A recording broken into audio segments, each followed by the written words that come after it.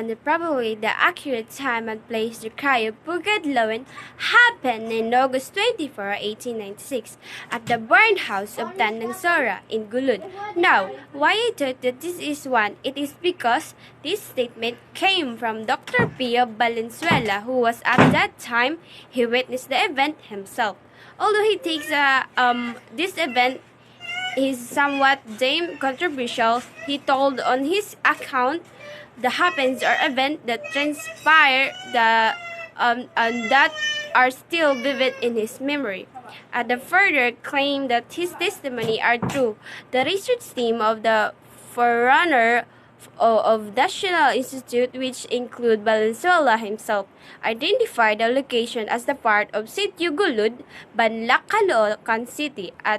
In 1964, the National Historical Institute described this location as the house of Tandang Sora, further implying that what Valenzuela was telling on his account were accurate. I, the opposition side, strongly believe that R is well-founded and reliable. This study was studied in June 6, 2003 by Milagros C. Guerrero, Emmanuel in Encarnacion, and Ramon in Villegas. This article was entitled In Focus, Balintawak, the Cry for a Nationwide Revolution.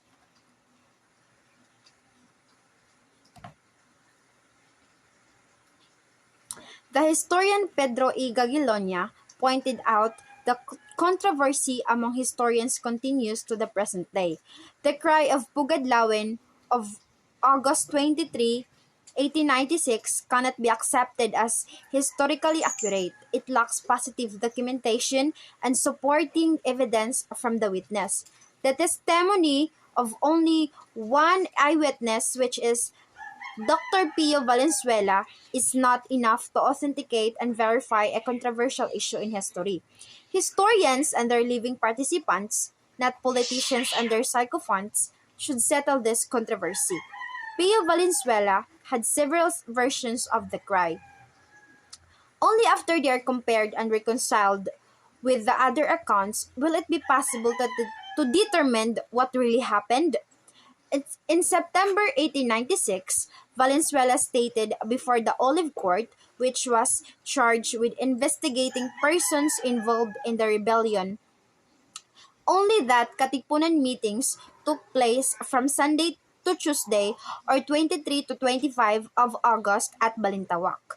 Monday, August 24, 1896, there were about 1,000 Katipuneros. The Supremo decided to hold a meeting inside the big barn under his leadership.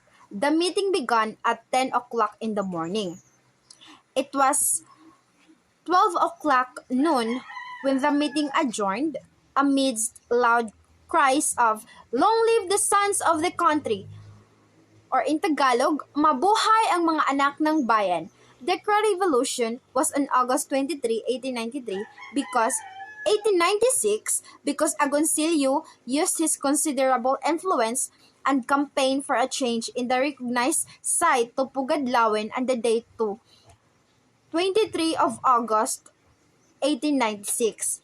In 1963, the National Heroes Commission, a forerunner of the NHI, without formal consultations or recommendations to President Macapagal. Consequently, Macapagal ordered that the cry of Balintawak be called the cry of Pugadlawan and that it be celebrated on 23 of August instead of 26 of August. Was there a Pugadlawan in maps or literature of the period?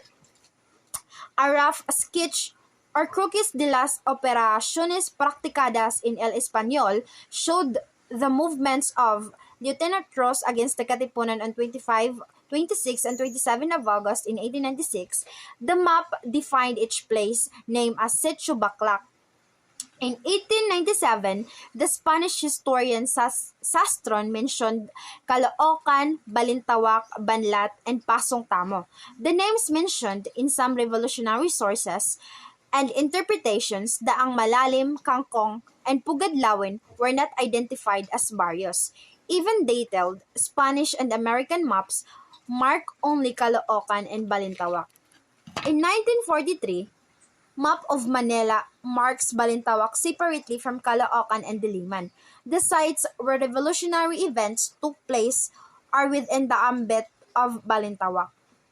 Government maps issued in 1956, 1987, and 1990 confirm the existence of Barangay Bahay Toro but do not define their boundaries. Pugad Lawin is not on any of these maps.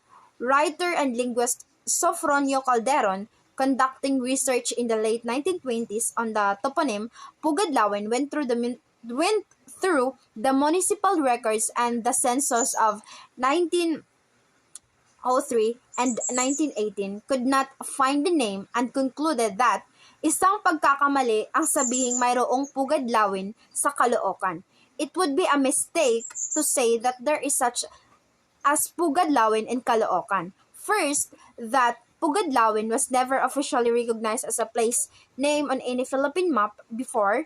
Second, Philippine map before Second World War. Second, Pugadlawin appeared in historiography only from 1928 or some 32 years after the events took place. And third, the revolution was always traditionally held to have occurred in the area of Balintawak, which was distinct from Caloocan and Diliman. Therefore, while the toponym Pugadlawan is more romantic, it is more accurate to stick to the original cry of Balintawak.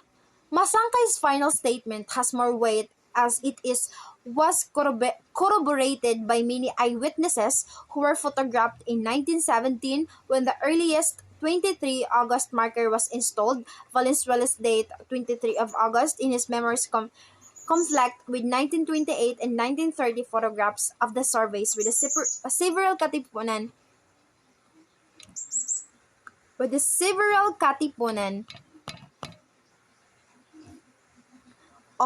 officers published in La Opinion, which claim that the cry took place on the 24th of August. So the cry of revolution was happened on Balintawak on August 24, 1896. A revolutionary republic is a form of government whose main tenets are popular sovereignty, rule of law, and representative democracy. A revolutionary republic tends to arise from the formation of a provisional government after the overthrow of an existing state and political regime. The Cry of the Balintawak.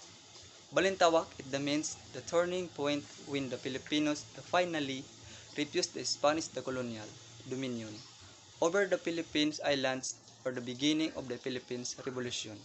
The agents, the Spanish, and fire was heard around noon on the Monday, August 24, 1896, at the site of the bar and home, the Tandang Sura in the Gulod now, in the Barangay Banlat, the Quezon City. According to contemporary investigations, the furthermore, according to the studies, the Filipinos must commemorate the following in light this event. In aspiration, the construction of the revolutionary of the de facto republican. The government the kataas-taasang Pangulo of the Supreme President of Bonifacio members of the government as well as the Sanggunian and the Balangay leaders were elected. Guys, by the way, I'm Janico Samonte from B Scream 1.